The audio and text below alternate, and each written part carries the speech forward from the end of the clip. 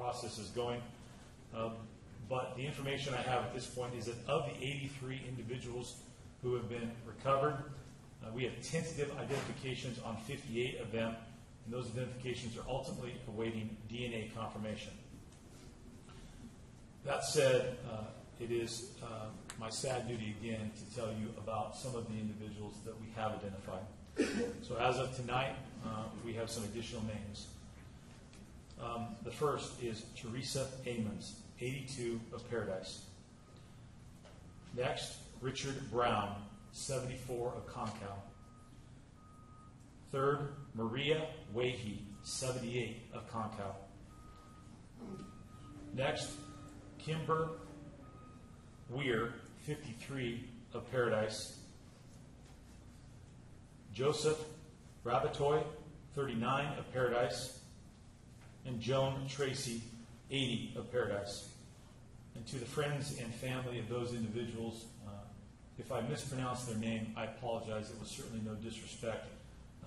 Our thoughts and prayers and condolences certainly go out to you.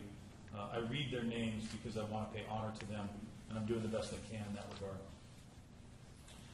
As you all know, tomorrow is Thanksgiving, and many, many people throughout this country will take tomorrow to certainly give thanks for what they have, and they will take the day off.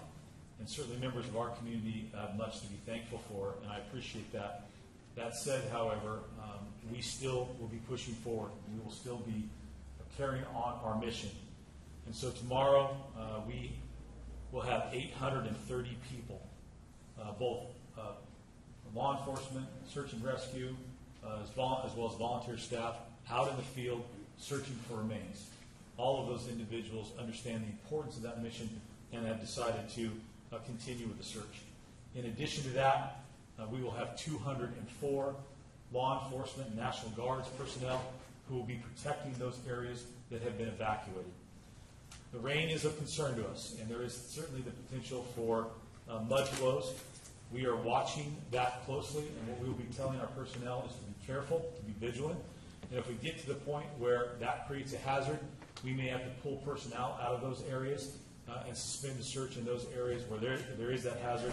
But I can assure you that we are going to continue to push forward because this is important work that we're doing, and we want to get that done so that we can recover those remains, and we can also move on to the road to getting people back in their homes, or at least the property where they have. At that point, this is my the conclusion of my briefing, and I'll take questions after the briefing is over.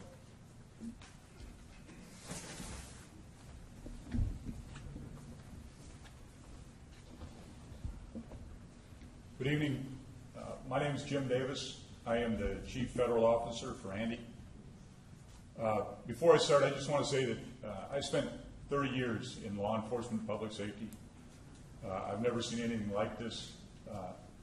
I have been so impressed by the response of the sheriff, his people, and all of the first responders. And I think that they should be very, very proud of what they've done in just horrible, horrible circumstances. So the sheriff asked me to talk a little bit about anti-rapid DNA technology. Our technology is disruptive technology that will absolutely change the way public safety uses DNA in the future. Historically, DNA has been kind of a mystical thing, certainly for people in my business. It was something that we'd send to the laboratory, and we'd wait months or even years for responses to come back. But the data, the evidence was so good, so reliable, so dispositive, that we were willing to wait for that long for results. Today, anti-technology, anti-rapid DNA technology, allows us to use that same tool with that same effectiveness and that same accuracy to provide DNA answers in less than 2 hours. Thanks to the leadership of Sheriff Honey, we have had an opportunity here to, for the first time ever, use rapid DNA in a mass casualty incident to help identify human remains. In response to this fire, we've been able to work side by side with the coroner's office in Sacramento County and collect DNA samples contemporaneously with the autopsy. We've been able to run those samples through our instrument, and in 80% of the cases, we are finding usable, searchable DNA signatures. At the same time, we've been working very closely with Butte County Sheriff's deputies and with Cal DOJ to take reference samples from family members who have loved ones missing. We're able to test those also in 2 hours and provide or forward that information into a database that is searched then against the database that contains the IDs from the remains that we're testing.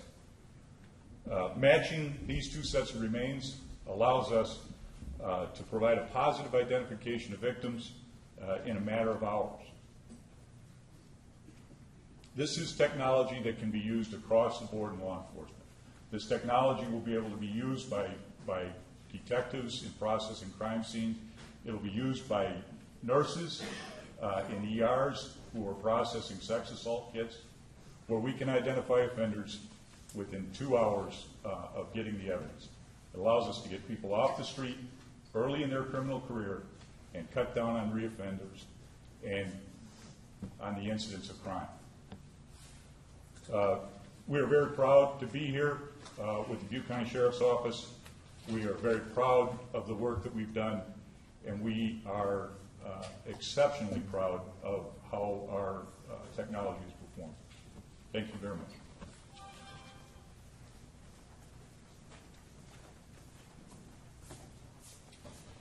Good evening. My name is Mike Ramsey. I'm the Butte County District Attorney. Here in Butte County, our family and friends are going through just an absolutely devastating time.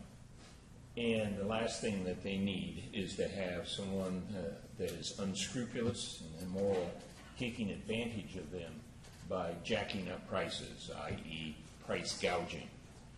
We have put together a team within the District Attorney's Office to deal with the price gouging.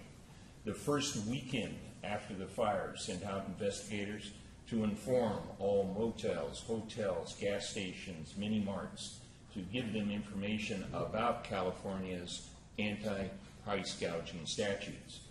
People are not allowed to jack up prices more than 10% of what they were before the fires. We have set up a tip line. That tip line is 1-866-DA-FRAUD. We are encouraging folks to call in any instances of price gouging to that tip line, and each of those are being investigated. The bad news is we've had some 60 tips. The good news is most all of those have turned out to be unfounded. That is a testament, I hope, to the good people of Butte County, the good merchants, the good people that are out there and are not taking advantage of their fellow human beings here. There are, however, other scams that people have to be aware of in this time. Rental scams. Rental scams have gone on and off, particularly in Chico, a high rental area for Chico State students, and we have seen people that have no right to a particular apartment that go and rent out that apartment and take people's money. So be very careful. Red flag, if it's too good to be true, it is. Another scam already starting to happen is the fraudulent GoFundMe sites and false charity contributions. We encourage folks to go to the Butte County website to take a look at what areas that you can legitimately and safely give your charitable dollars to.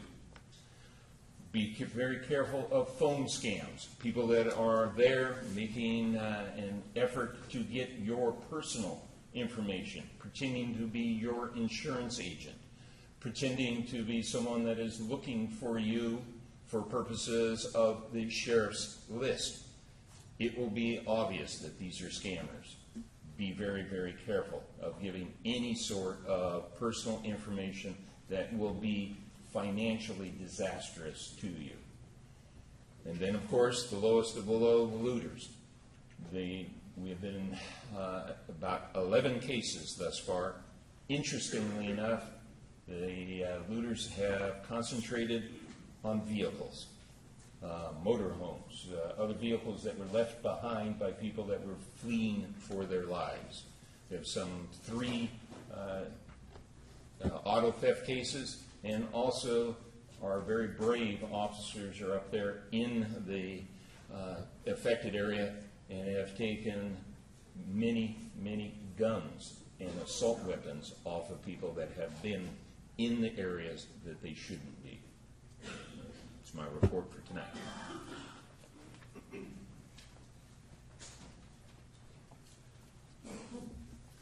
Good evening. My name is Lauren Gill. I'm the Paradise Town Manager. My heart goes out to all the victims of the Camp Fire and all those affected. I'm going to talk a little bit about what I know best, my town. I'll give you some information that will also play out to all of the victims of the Camp Fire as well. Tonight you'll hear an update on the response and recovery efforts from our county, state, and federal partners. We are working collaboratively to ensure safe and rapid reentry. You will hear more about that next from the Paradise Police Chief, Eric Reinbold. Many people are asking for information, documents. You can get all of this information, services, documents that you need at the Disaster Recovery Center.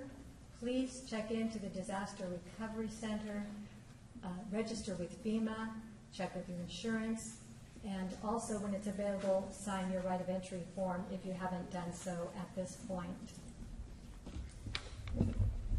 Residents will not be able to view their plot plans or their town-related documents until we get back up into Paradise, and we are working on doing that as soon as we possibly can.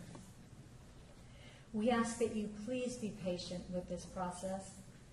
As you will hear shortly, removing hazardous waste from a town, this is not just one site, but from the whole town, is a big job, and it will take a while.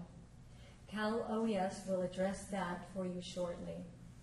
One of the most pressing concerns that I hear from residents is that people are not getting enough information, and I want to assure you that every piece of information that we have is being passed along through our website at buttecountyrecovers.org, and you can get all of your information and resources there. We're also having these press conferences. We've had community meetings. We send all our information out to the press, so it is on the local news. We put it on our respective Facebook pages, so it is out on social media. We are trying to get the information out there. Remember to check with these sources only, because there's also a lot of rumors going around. You want to make sure that you get the right information. And we are getting that out to you as soon as possible. Just please know that there is an army of people working on our behalf to get us back into our homes.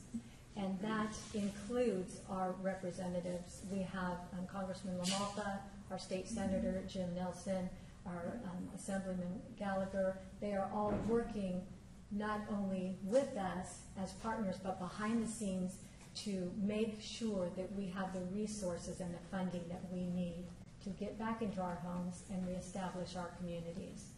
So thank you very much for that. Again, to get factual, up-to-date information, please go to buttecountyrecovers.org. You will find everything that we have there. And this will be the hub for recovery news for both the town of Paradise and all of the areas in Butte County that were affected. Most residents that I speak to understand the enormity and complexity of the situation. We're dealing with a major environmental cleanup effort and restoration of critical utilities and facilities in an unbelievably unprecedented situation.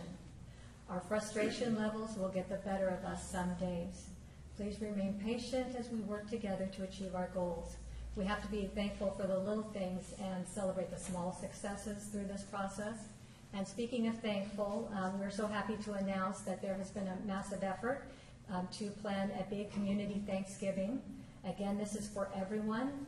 It's called Thanksgiving Together, so it's for all the friends and family that have been affected by the fire and other members in the community that want to come and join us.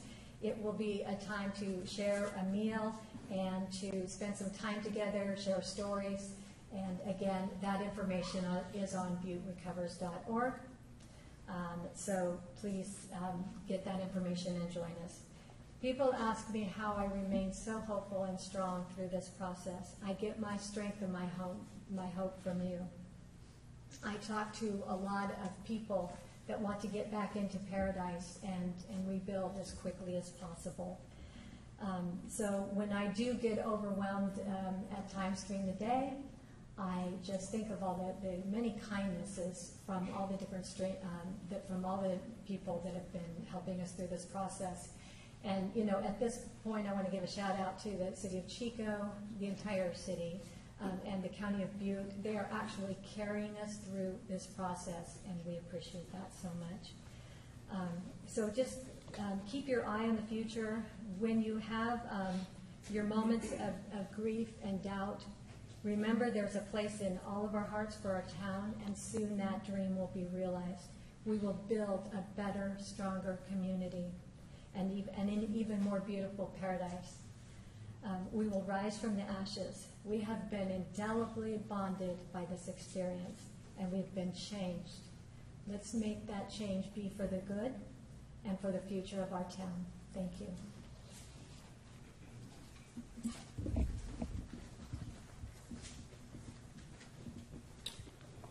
Good evening. My name is Eric Reinbold, Paradise Police Chief. I just want to reassure the citizens of the town of Paradise that the PD is working around the clock with mutual aid resources, answering calls for service, and providing security to our town. We are actively working on a plan for re-entry into the Paradise community, and we're hoping to begin the re-entry in the coming days with a structured plan.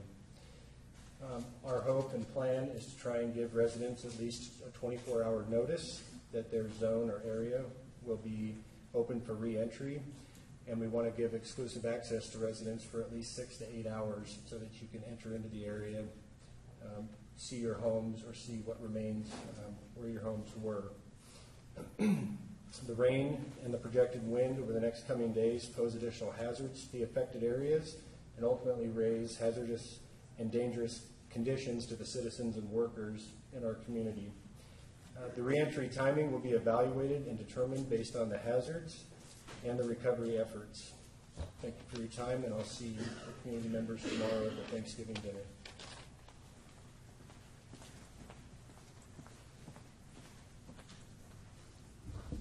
Good evening. My name is Shelby Boston. I'm the Director of the Department of Employment and Social Services here in Butte County. As we begin the recovery process, Butte County, in collaboration with the National Transportation Safety Board, FEMA, Cal OES, and the American Red Cross will be opening a family support center next week. The purpose of the Family Support Center is to assist the families of the deceased. Once the coroner's office has notified families of their loss, the families will be directed to the Family Support Center. At the Family Support Center, next of kin will be walked through the next steps in handling of their loved ones' affairs. The location will serve impacted families with a variety of services, including funeral arrangements, legal affairs, counseling, and vital records. Families can access the center at more information about the center at buttecountyrecovers.org in the coming days, as well as buttecounty.net. Thank you.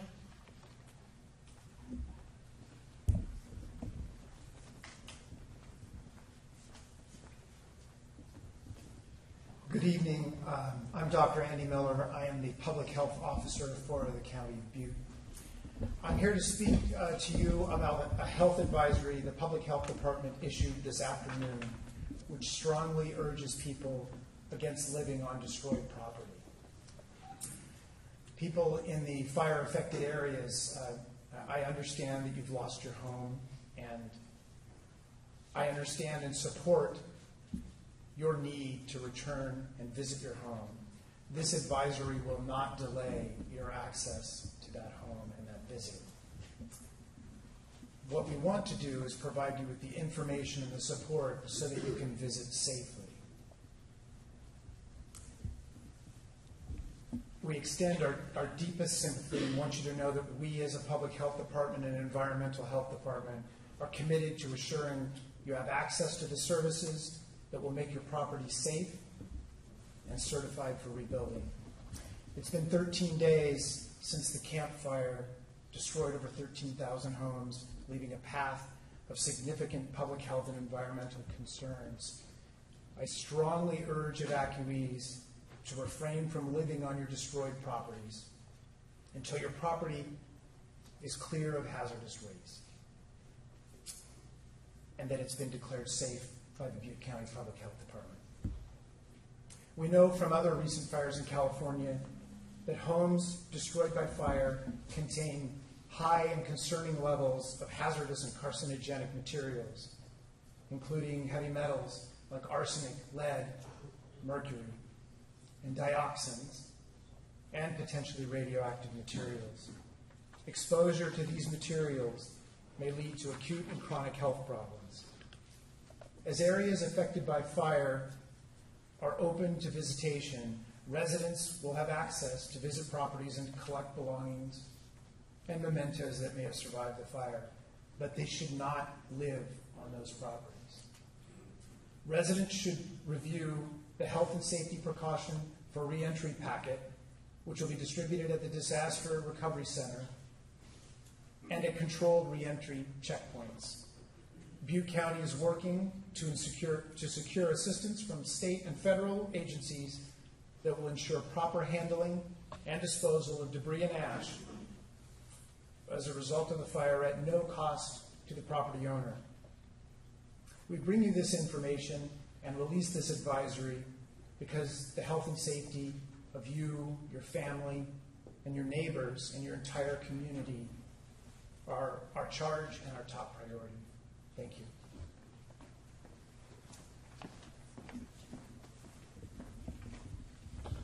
Hello, my name is Eric Lamoureux. I'm with the Governor's Office of Emergency Services, and I'm the senior state official in support of the recovery operation here in Butte County.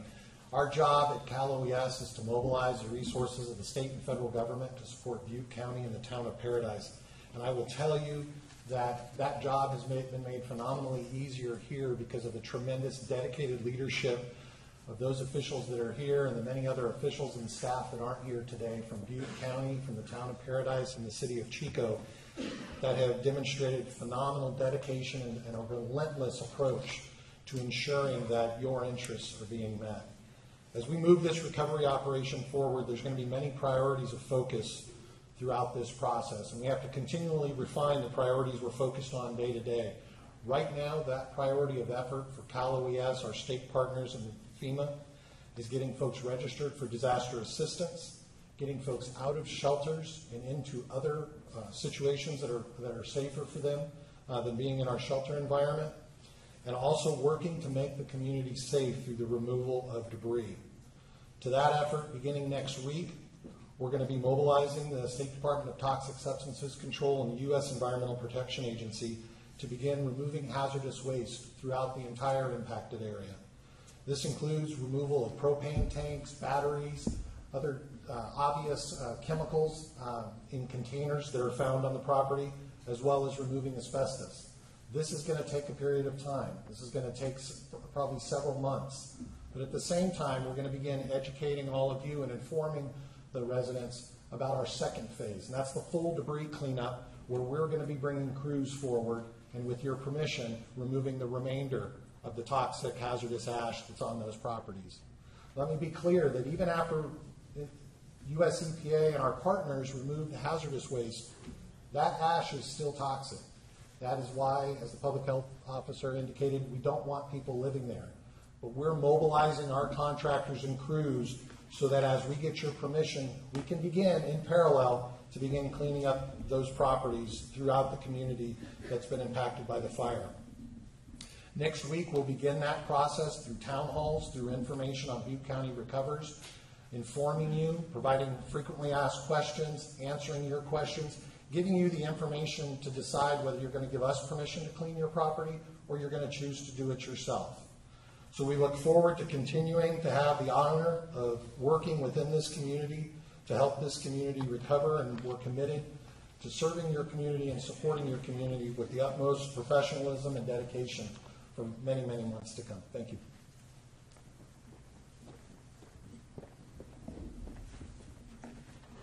Good evening. My name is Kevin Hanna. I am the Deputy Federal Coordinating Officer for this event, and I'm also the Senior Federal Official for Butte County, working alongside Cal OES and Eric Lamoureux. Let me give you a couple of quick stats first to make sure that you know where we're at in our FEMA assistance program. For individual assistance, over 15,000 households have been registered with FEMA.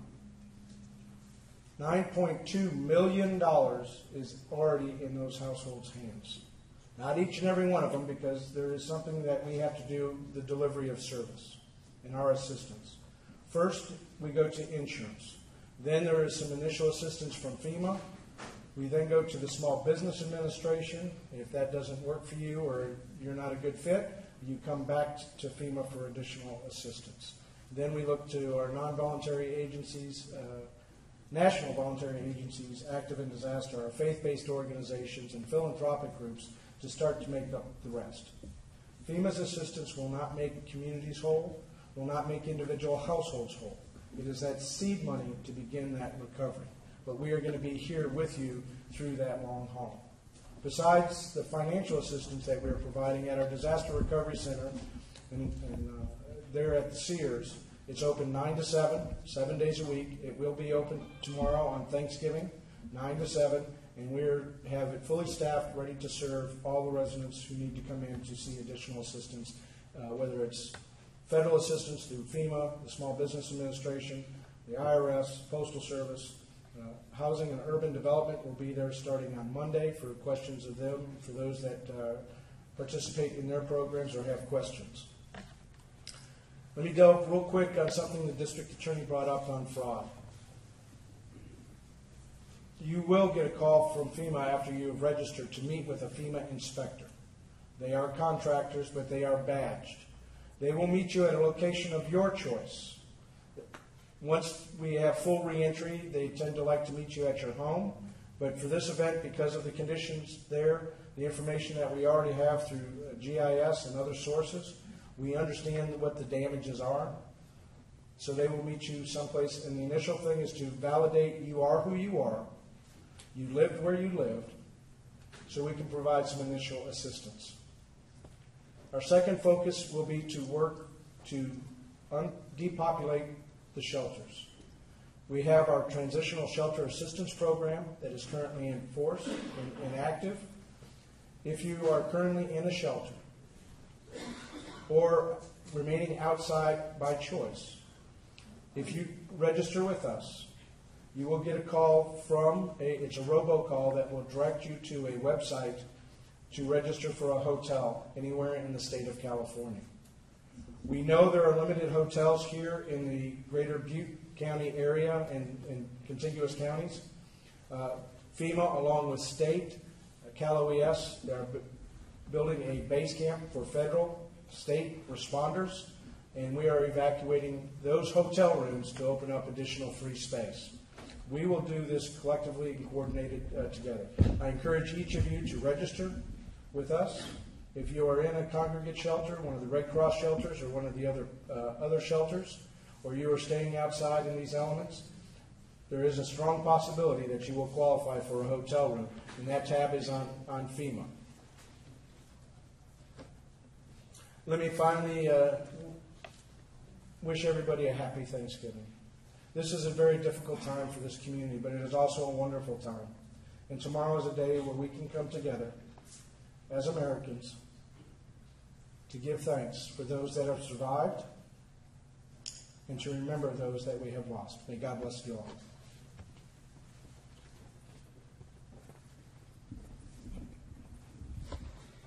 Good evening.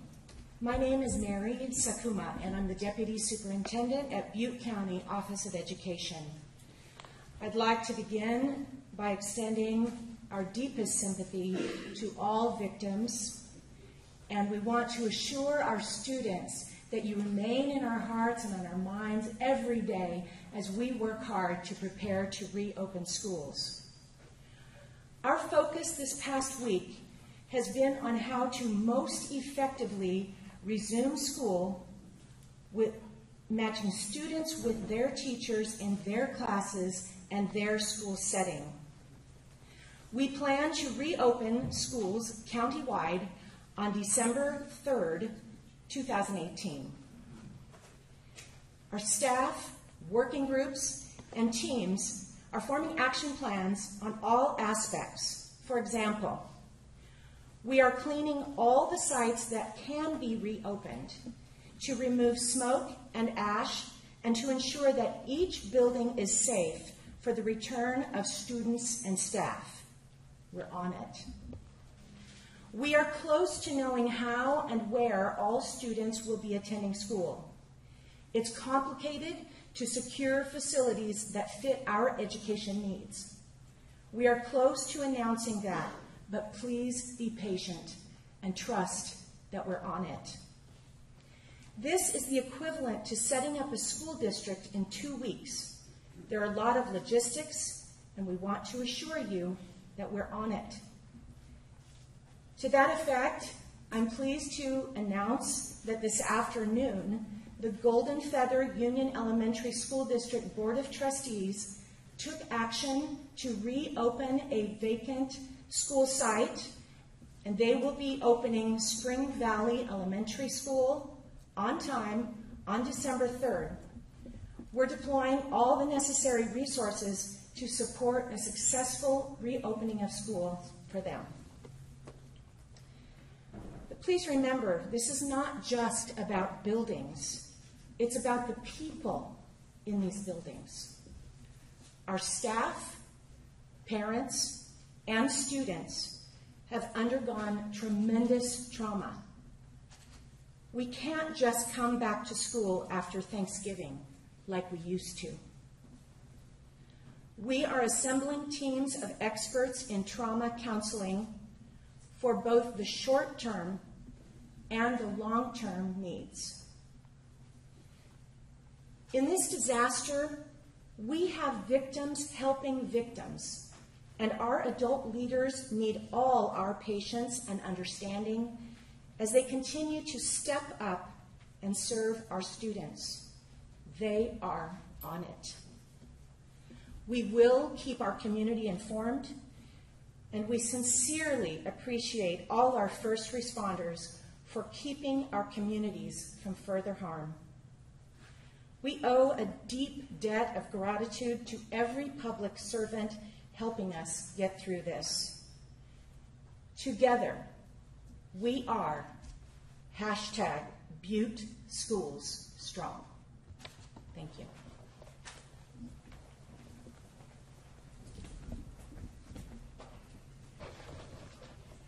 Good evening. My name is Josh Bischoff. I'm a battalion chief for CAL FIRE, and I work in the Riverside unit. I'm proud to serve on Incident Management, CAL FIRE Incident Management Team 4 as an operations section chief. I'm going to go over the current numbers, and then I'm going to go over a quick operational update. Currently, as of this evening, we are at 153,336 acres. The fire is currently sitting at 85% contained. For single-family residents, 13,503 destroyed. Total structures destroyed, 18,431. Those numbers are about 90%, our surveys are about 98% complete, and we hope to have the final numbers within the next several days. For an operational update, as of yesterday into this morning, we had minimal fire activity. As of this afternoon, as you know, with the heavy rain, that fire activity is almost nothing. All of our lines are currently holding, and all fire is staying within the primary containment lines that we've established. We did anticipate this rain and have been expecting it based upon the forecasts. Several days ago, we started to aggressively work on fire suppression repair. The fire lines, specifically dozer lines that we use, are necessary to stop the spread of the fire. However, those dozer lines need to be repaired. We've been using hand crews and dozers to repair those lines in anticipation of the rain. I also want to mention that although it is raining and our containment is coming up, we still have strike teams throughout the entire fire area of engines, and those engines specifically are in the areas around structures and in the communities. Those engines are there to provide calls for service in addition to any hazards that they may encounter. Thank you very much.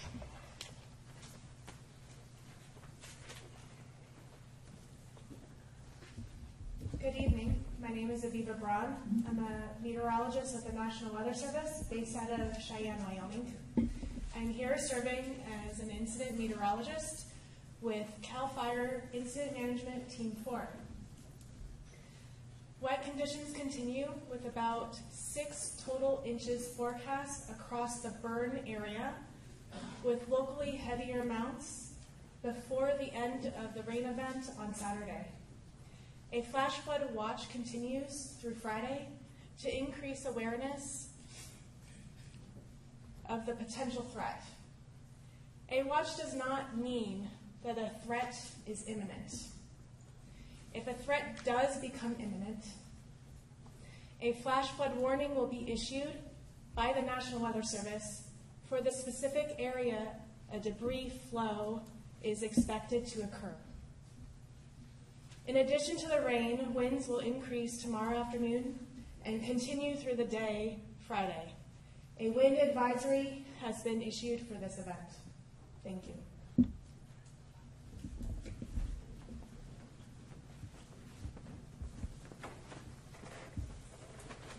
We'll now open our question and answer session. We'll use the same process we have in the past where we'll welcome up one person at a time, so all questions for that individual will come all at once, and we'll go back through the lineup. So first, we'll have questions for Sheriff Corey Honey. I'm wondering how many, Andy came up and talked about the DNA technology. How many of the victims have you been able to identify with DNA using that technology? So the first 6, I believe, that we identified were with traditional means, fingerprints, dental records, things of that nature. The remainder that we've identified that are with DNA. I don't have that specific number off the top of my head, but we can get that. Thank you.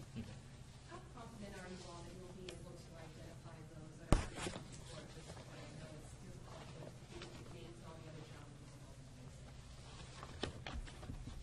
Well, we're working diligently to do that. We hold out a high degree of hope that we're going to do that. Ultimately, as I've said, that list of unaccounted individuals is dynamic. It fluctuates back and forth, but we're going to continue to do everything we can to account for everybody on that list, and our efforts will continue well beyond the process of going through and searching the area for remains and ultimately reentry.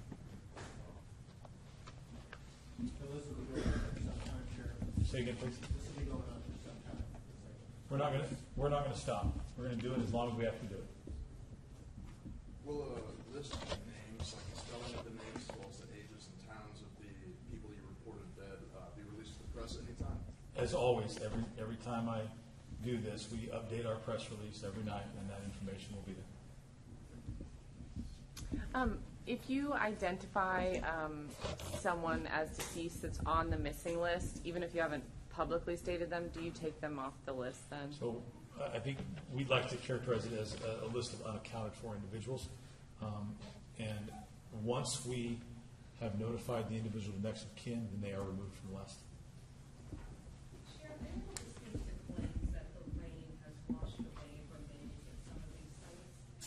Where are you getting those claims? People, so we just want to set the record straight, if you can do that for us. Well, the rain makes the process of going through the debris left behind by the fire more difficult. That said, I was out there today with the searchers and the anthropologists, and they still believe that they have a high degree of certainty that if it's out there, they're going to find it. Now, that said, you need to understand that what we're looking for here in many respects are very small bone fragments. And so as we go forward, it's certainly possible that not all of them will be located and accounted for. But in terms of them washing away, I'm less concerned about that. I'm just more concerned about the difficulty caused by the mud and things that we have to hopefully do. One more. Let me see if anybody else has got one first, okay? Anybody else?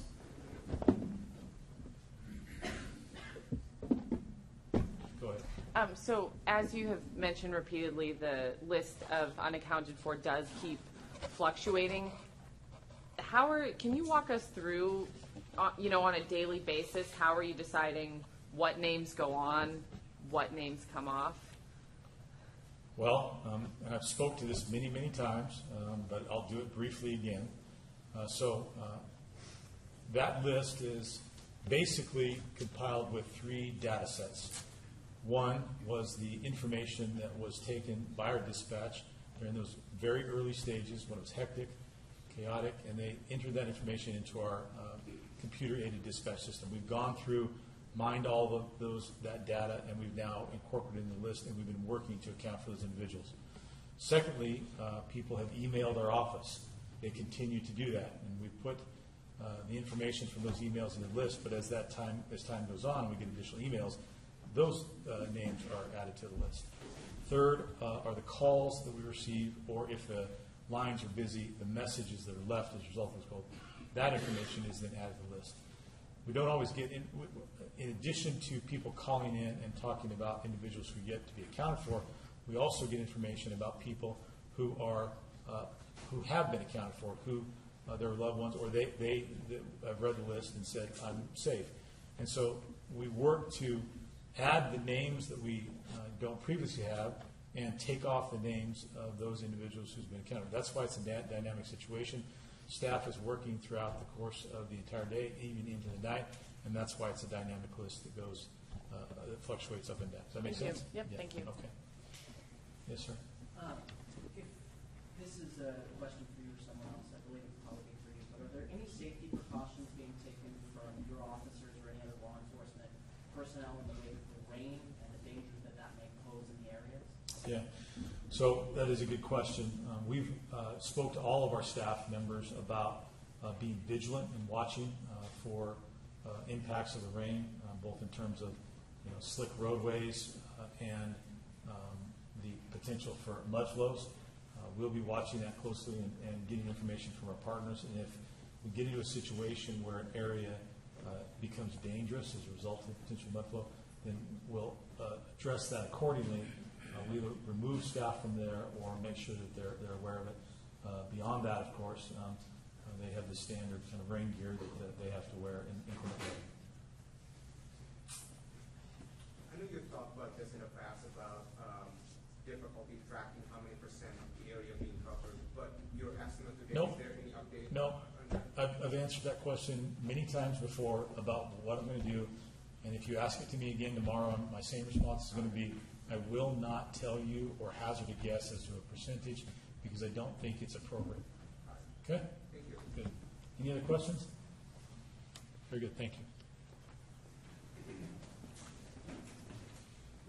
Do we have any questions for Jim Davis from Andy?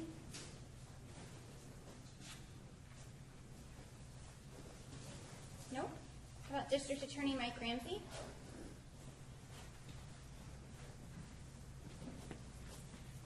Perfect.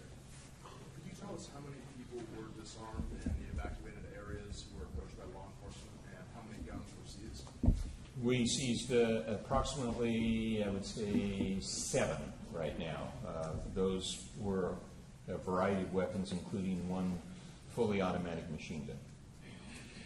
And how many people were disarmed total? About 8. Thank you. Okay, no further questions? Thank you. Any questions for Lauren Gill? How about Chief Reinbold? Shelby Boston?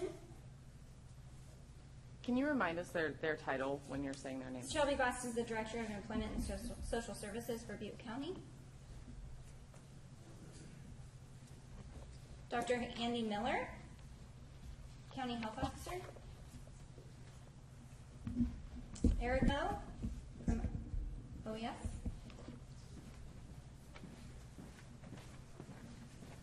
Sir, do you have a sense for an estimate for how much debris overall removed? All I can do is let you know how much we removed last year in 7 counties in the North Bay, Butte, Yuba, and Nevada counties. After the October wildfires, we removed about 2 million tons of debris. I'm sorry. Yes, right here. Will this be the largest single debris removal effort undertaken by your office? Yes.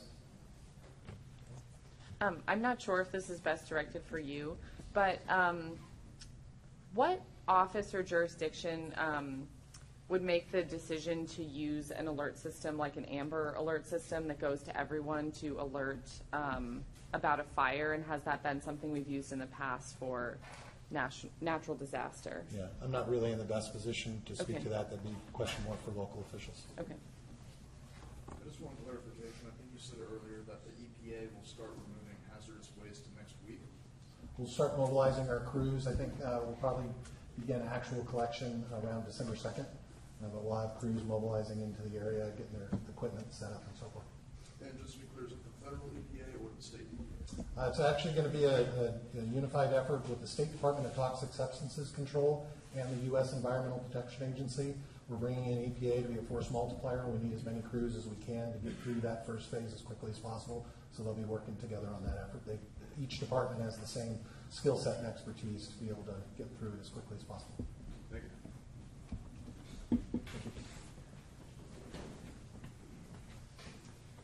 Any questions for Kevin Haynes from FEMA?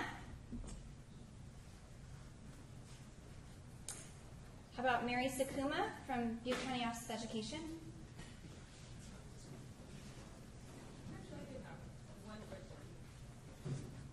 Have students missed out on any, I know towards this time of year, there's a lot of testing in classrooms. Did they miss out on anything like that? And will that be difficult to catch up? Because Christmas break, I imagine, is soon after December 3rd. So the question was, have students missed out on testing and other educational opportunities while they've been out of school? Of course they've missed out on educational opportunities, and that's why we're working so hard to get our students back in school. I don't have information in front of me to be able to respond to specific testing that might have been missed, but we are working very closely with the California Department of Education to ensure that any waivers that will be needed will be provided so that we can successfully reopen our schools and resume as best we can, again, matching teachers with their students in school sites that are safe and clean. How many schools were affected by the fire, and how many students will be coming back on December 3rd? It's difficult for us to respond to the question of how many will be returning on December 3rd. We know that many students and families are out of the area. We're in contact with families to try to get a sense of how many will reopen. And I apologize that I don't have the data in front of me in regard to the specific number of schools, but I encourage you to go to our website, bcoe.org, to look at the details that we are able to provide. Thank you.